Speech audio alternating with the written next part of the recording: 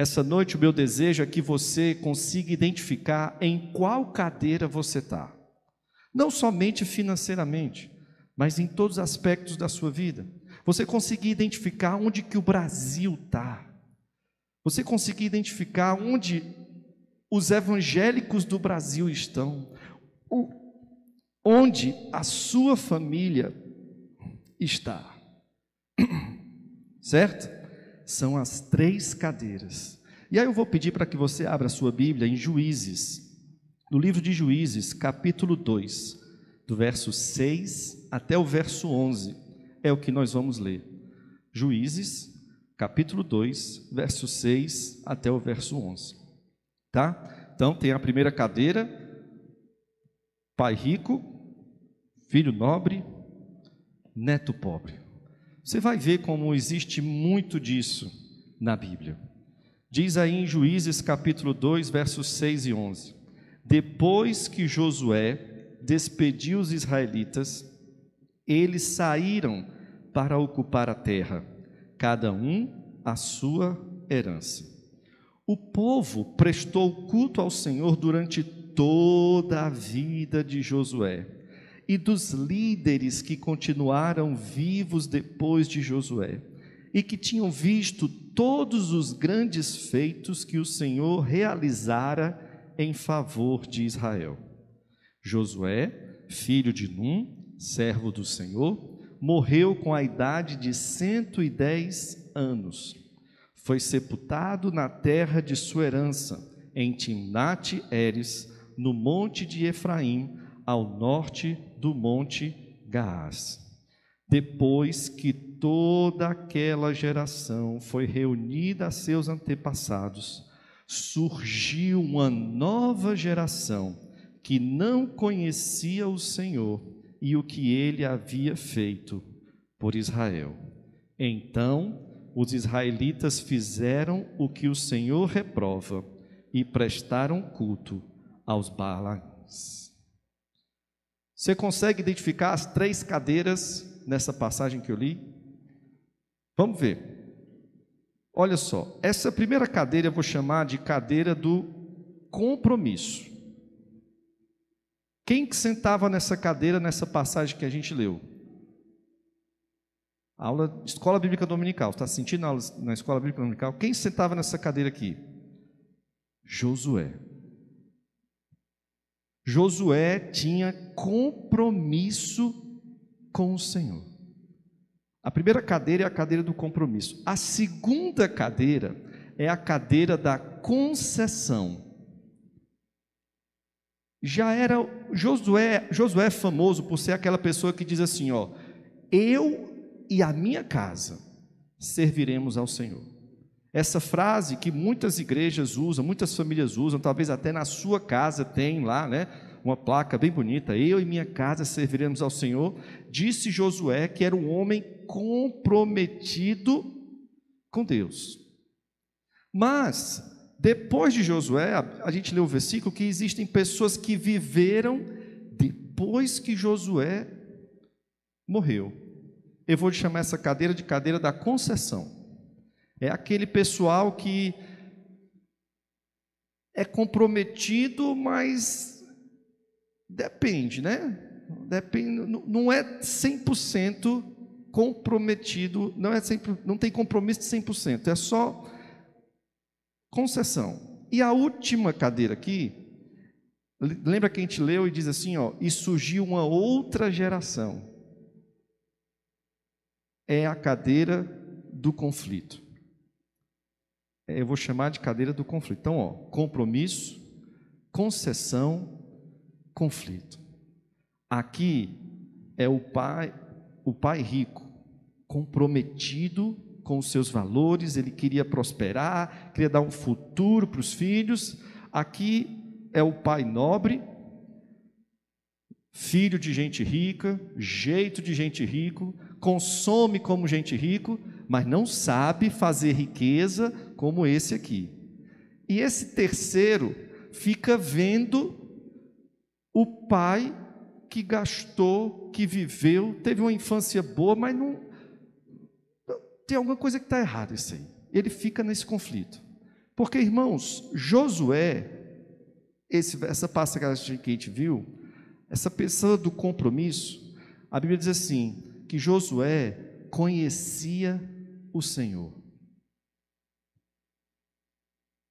O pessoal que veio depois de Josué conhecia os feitos do Senhor.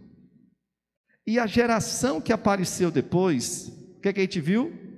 Não conhecia o Senhor e nem conhecia os feitos do Senhor.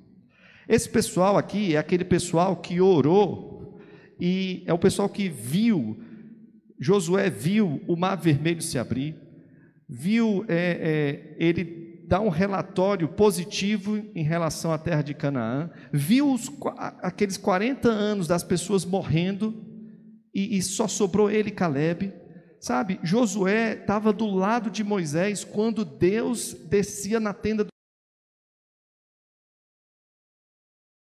que Deus falava com Moisés.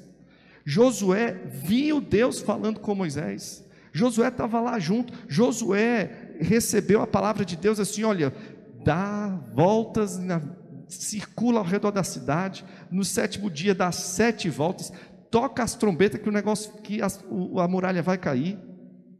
Josué viu coisas, ele conhecia o Senhor. Mas depois veio uma segunda geração, depois que Josué morreu, os que viveram depois de Josué, continuaram também servindo ao Senhor. Continuaram porque eles conheciam os feitos do Senhor. Da geração depois de Josué, a Bíblia não conta milagres extraordinários que Deus tenha feito nessa segunda geração. É como se a primeira geração aqui foi aquela que aceitou Jesus e se entregou a Jesus numa época em que não se podia ser crente, em que era vergonhoso ser crente, em que não tinha nenhum político crente, em que a gente era, sabe, xingado, era maltratado e tinha compromisso com o Senhor. Porque conhecia o Senhor, eu conheço o Senhor, eu sei quem Deus é. Tem milagre aqui, eu vi a sarça pegando fogo, eu vi as coisas acontecem, eu experimentei, eu passei por tudo isso. Mas a segunda geração conhece as histórias. Esse aqui aceitou Jesus, entregou a vida, e é interessante como a segunda geração é difícil, é quase impossível, se você já está se identificando com a segunda geração, né? Porque maior parte da minha vida, eu fiquei aqui, ó, cadeira do meio, filho de crente, filho de pastor. A primeira casa que eu tenho lembrança na minha vida era a casa pastoral. Aqui na Monte Oreb teve casa pastoral, não teve? Nunca teve não, né? Mas houve um tempo nas igrejas batistas que construiu o templo, construir a casa do pastor ao lado. Teve? Teve, né? Teve aí, ó. Morei na casa pastoral. É o filho do pastor, olha o filho do pastor. Irmãos, quem cresce num lar de gente comprometida, com certeza, no máximo até o começo da adolescência, entrega a vida a Jesus. Não tem como. Pode ser que se você, essa segunda geração, pode ser que seus filhos não aceitem Jesus, pode ser. Mas se você está na cadeira do compromisso, você é aquele que não falta culto, que lê a Bíblia em casa, você que ora, você que tem história para contar sobre coisas que Deus fez na sua vida, e você conta para os seus filhos, e você ensina aos seus filhos. Nesse padrão aqui desse texto, nem sempre, a terceira geração conhece, porque essa do meio aqui, ela não se comprometeu, apesar de ter ouvido as histórias. Ela se comprometeu em parte, ela faz concessões em relação a Deus. Essa aqui conhecia o Senhor, essa aqui conhecia os feitos do Senhor, essa não conhecia nem o Senhor e nem os seus feitos. Essa galera aqui do compromisso, elas têm milagres recentes para contar. Esse pessoal aqui conta milagre da vida deles. Tem coisas para você contar aqui, coisas que aconteceram comigo, coisas que eu não entendo. Irmãos, até a minha adolescência, eu não tinha milagre para contar, não. Eu não tinha esse negócio de uma coisa assim, diga uma coisa maravilhosa para você contar. Se eu fosse dar o testemunho, era só assim, não, que eu entreguei minha vida a Jesus, foi aos 17 anos, que eu realmente disse, não, eu quero. Porque eu era aquele ali, ó, eu via, a minha família, acho que é mais ou menos assim, ó, se pudesse ter um lugar entre a primeira cadeira do compromisso e a da concessão, acho que minha família ia ficar assim, um pé, né, os meus pais, né, meio assim. Aí eu já fiquei aqui, na cadeira da concessão. Então, mas depois de um compromisso real com o Senhor, você começa a ter história de milagre para contar. Você não já conta, o pessoal da concessão é assim, rapaz, o pastor contou um milagre, o irmão, eu ouvi um testemunho, rapaz, aquela pessoa é de Deus, olha não sei o quê, mas dele mesmo, se ele tem, é um negócio tão distante. Esse pessoal daqui, eles têm coisa para contar que aconteceu semana passada. Semana passada, eu tenho coisa para contar de segunda-feira, de sexta-feira, dia 31. Já tenho coisa para contar. Não vou contar ainda não, porque não, né? Só começou o processo. Já tem, e eu tenho certeza que muitos aqui têm. Sabe, aqui são milagres recentes, aqui é tudo milagre no passado. E a última geração aqui, ó, a nova geração, não tem milagre. Essa última geração é assim, como é que é? Quer dizer que o Jordão se abriu? O mar se abriu? As muralhas caíram? Não, me diz aí, caiu para que lado então? Que esse negócio de muralha cair? Caiu! Eu vi o seu avô. Não, pai, mas com o senhor já aconteceu? Não, comigo não, mas com o seu avô aconteceu. Ah, pai, te conheço, pai. Te conheço, mãe. Eu sei quem você é. Você é uma coisa aqui em casa, outra coisa lá na igreja. Uma coisa é quando ninguém está vendo, outra coisa é quando tem gente olhando.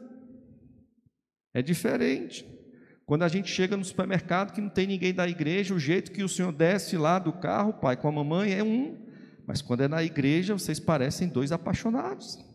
Eu conheço o senhor, eu sei como é que é, né? Esse aqui, ele tem milagre de agora. Esse aqui tem milagres passados. Esse é sem milagres. Esse aqui do compromisso, o do compromisso, ele preza pela fidelidade e pela presença de Deus. São duas coisas importantes na vida dele: fidelidade e presença de Deus. O pessoal da concessão já valoriza o dinheiro e o status. E a galera do conflito valoriza os prazeres e o momento. Esse pessoal aqui, vou colocar como pastor, é aquele pastor que não fica em conflito se a igreja dele não é a mais rica. Ele fica em conflito se ele não está sendo fiel a Deus, se ele não está pregando a palavra, se os irmãos não estão crescendo no conhecimento do Senhor Jesus. Ele não fica em conflito se a igreja dele não é a maior em números, a maior em dinheiro, tem um templo mais bonito. Agora esse aqui, se ele vem a ser pastor, aí ele já acha que se a igreja não é o templo mais bonito, se a igreja não está toda hora lotada, se está tendo muita dificuldade financeira, aí é um problema. Esse aqui está preocupado com o caráter, com quem ele é.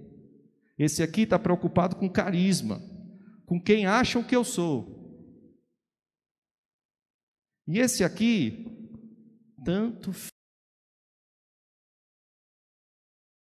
espera que o mundo se exploda, que ninguém tem nada a ver com a minha vida, eu não devo satisfação a ninguém, eu não quero saber de nada, eu não tenho compromisso com nada, meu negócio é curtir o aqui e agora. Estou nem aí. Esse cara aqui, eu vejo o mau testemunho, meu avô, eu nem sei como é que eram as coisas, porque eu não acredito, porque o que eu conheço do meu avô é o que esse cara me conta aqui. Eu não sei se você já está se identificando em qual cadeira que você está, em qual cadeira que você senta. A Bíblia conta que existia um homem chamado Davi. Davi é chamado homem segundo o coração de Deus. pecador, errava, mas Davi não largava o Senhor por nada e se arrependia todas as vezes que pecava, porque Davi valorizava a fidelidade, a presença do Senhor. Davi estava na presença, Davi tinha compromisso com o Senhor. Davi não queria saber o que é que iam achar dele. Davi não estava preocupado, sabe, com isso. Errou em muitas coisas, sim, mas tinha compromisso com o Senhor. Muito obrigado. Aí de Davi, todos os filhos dele, muito complicados, muitos filhos dele já passaram direto para a última cadeira, mas Salomão ficou aqui. Salomão meio que começou aqui, né? Salomão, o que é que você quer? Quando Salomão se tornou rei, o que é que você quer? Você quer a morte dos seus inimigos? Você quer riqueza? Aí Salomão diz o quê? Não, eu quero sabedoria. Aí Deus diz, porque você pediu sabedoria, não pediu a vida dos seus inimigos e nem riquezas, eu vou te dar sabedoria, riqueza, e você vai ter paz com seus inimigos. Salomão começou, muito bem assim, ó, quase aqui, né? Mas aí Salomão, a Bíblia diz que o rei não podia acumular riquezas. Salomão foi o rei mais rico que Israel já teve. A Bíblia dizia que o rei de Israel não podia acumular um exército grande. O maior exército foi o de Salomão. A Bíblia diz que o rei não podia ter muitas mulheres. Salomão é famoso por duas coisas, né? Por ser muito sábio e ter tido muitas mulheres. Salomão começou a fazer concessões para servir ao Senhor. E a Bíblia diz que depois de Salomão, o reino de Israel se dividiu, Israel e Judá, geração do conflito. Homem que conhecia Deus e o que Deus faz. Homem que começou conhecendo a Deus e o que ele fazia, mas foi se perdendo no conflito consigo, com os outros e com Deus. A Bíblia diz também, mantendo essa mesma lógica, que existem três tipos de pessoas. Existem pessoas que são comprometidas e a Bíblia chama de espirituais. É o homem espiritual. Aí a Bíblia diz assim que um homem, um ser humano carnal. E existe um ser humano natural.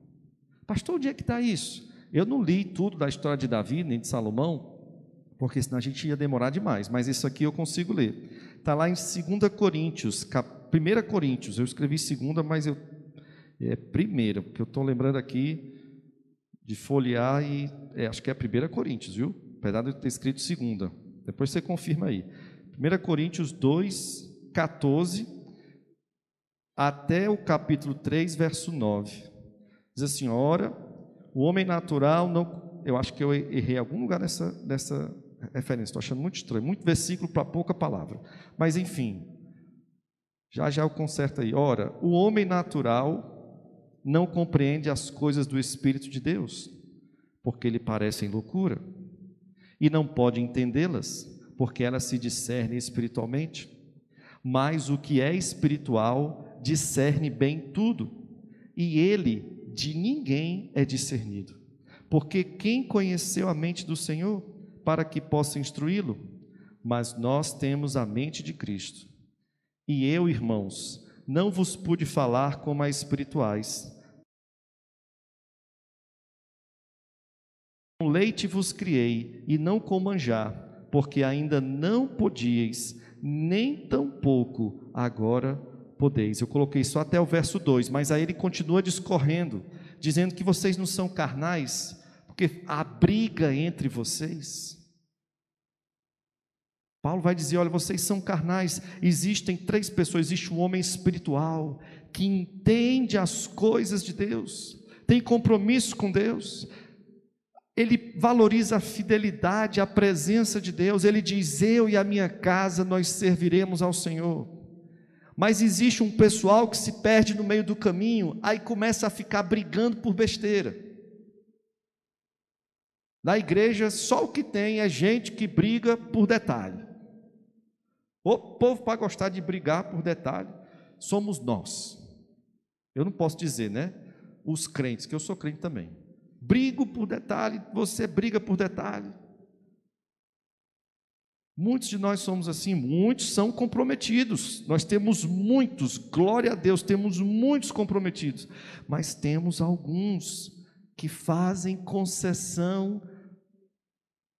Irmãos, eu não sei se eu estou ficando velho, mas eu estou cansado de fazer concessão para Deus. Cada vez que essa cadeira aqui, gente, é a cadeira que eu passei mais tempo, ela é a que já tem a forma do meu corpo, sabe? É a mais confortável de eu sentar. Essa aqui eu sentei pouco, mas eu já sentei. Mas aqui eu já sentei muito. Sabe? Estou cansado, não consigo, não posso, sabe? De orar como último recurso, de ficar reclamando, só culpando os outros, nunca assumindo a minha responsabilidade de uma forma inteira. É difícil servir ao Senhor, porque os dias são ruins. Não sou eu que não quero buscar o Senhor, são os dias que são ruins. É que ninguém lá em casa, eu não consigo encontrar um horário. A gente começa a encontrar um monte de desculpa, porque a gente é a galera da concessão. Mas a galera do compromisso não tem esse negócio não, gente. Tem isso não. Buscar o Senhor é normal, faz parte do dia a dia. Não precisa ficar marcando horário.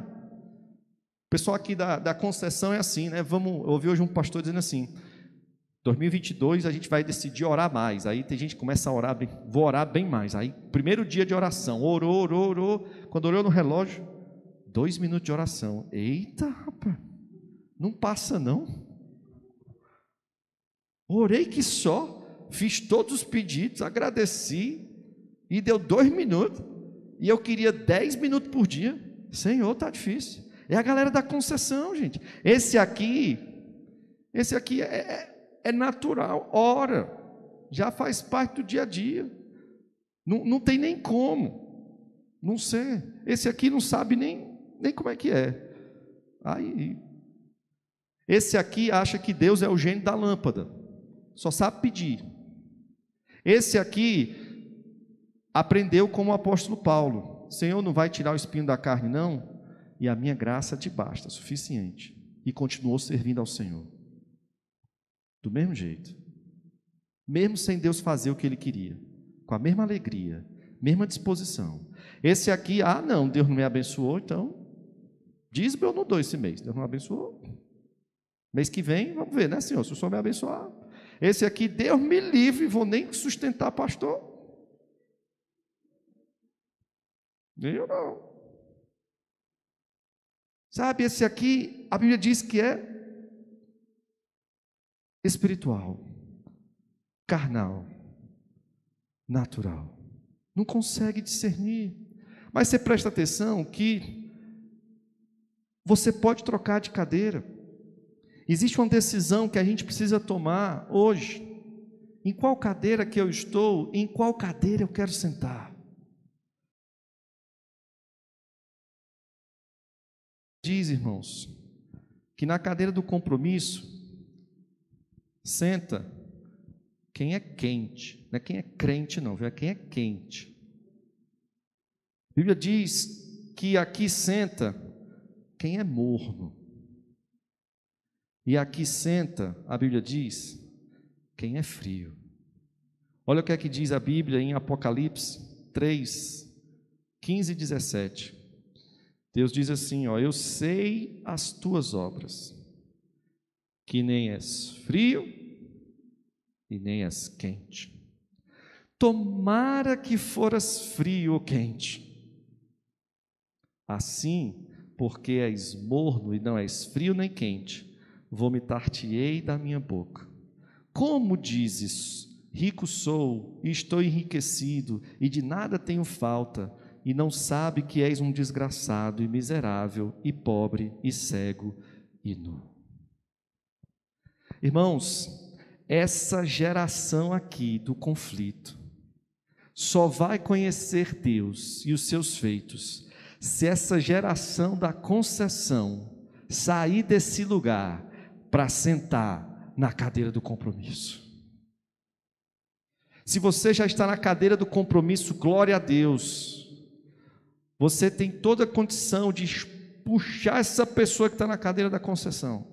A Bíblia diz que vocês que são espirituais, quando verem alguém pecando com espírito de mansidão, se vai corrigir alguém brigando, você é morno, você é Salomão, você é a geração depois de Josué. Se vai corrigir alguém no tapa, né? Na gritaria, não. Aqui a Bíblia diz, vós que sois espirituais, com espírito de mansidão. Você tem como salvar essa pessoa. E você dá concessão. Se você mudar de cadeira, você salva quem está no conflito. Nós temos, irmãos, eu consigo identificar os evangélicos aqui, eu consigo identificar o Brasil, eu consigo identificar a minha vida, mas eu quero que você, diante de Deus nesse momento, você se coloque diante do Senhor e diga: Senhor, eu não quero ser frio, eu não quero ser morno, eu quero ser quente. Eu quero orar, Senhor, não porque eu tenho muitas coisas para pedir, mas é porque eu quero a Tua presença. Senhor, eu não quero mais ficar olhando para as circunstâncias, eu quero olhar se eu estou sendo fiel, porque a Bíblia diz que aquele que for fiel até o fim vai ser dado a coroa da vida. Não é aquele que fizer os maiores milagres, não é aquele que tiver o maior número de seguidores, não é aquele que tiver, sabe, o melhor status, não é esse. Mas é engraçado que a Bíblia diz: quem dera você fosse frio ou você fosse quente, mas você é morno. Nós precisamos, irmãos, parar de fazer concessões diante de Deus, de querermos ser, eu quero ser essa cadeira do compromisso, não quero ser mais a cadeira da concessão. Talvez você olhe para si: pastor, acho que eu sou dessa cadeira aqui do natural, que eu vejo tanta coisa errada na igreja, tanta falta de caráter da igreja, que eu não vou para a igreja nenhuma, esse negócio de Jesus é mentira.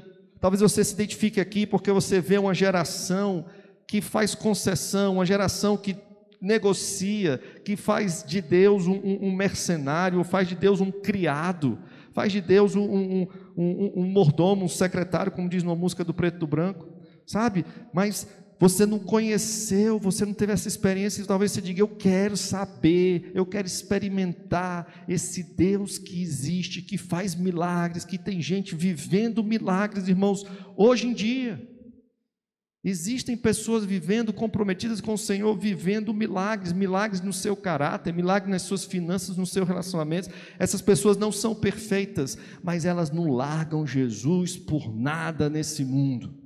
Essas pessoas dizem: não há fruto na vide, produto da oliveira mente, não há vaca nos currais, todavia eu me alegrarei no Senhor. Esse aqui diz assim: ó, pastor, eu não consigo orar com honestidade não, mas eu queria orar igual o profeta. Esse aqui pode até não conseguir orar com honestidade, assim de dizer, no sentido de que eu não consigo me alegrar, Senhor, mas eu quero me alegrar. Ele se quebranta diante de Deus, ele consegue dizer: Senhor, a gente cantou agora, tudo que sou, tudo que tenho, o ar que eu respiro a todo momento.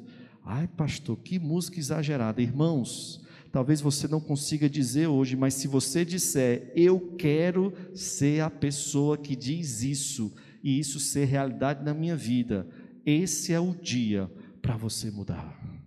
Amém? Feche seus olhos onde você está.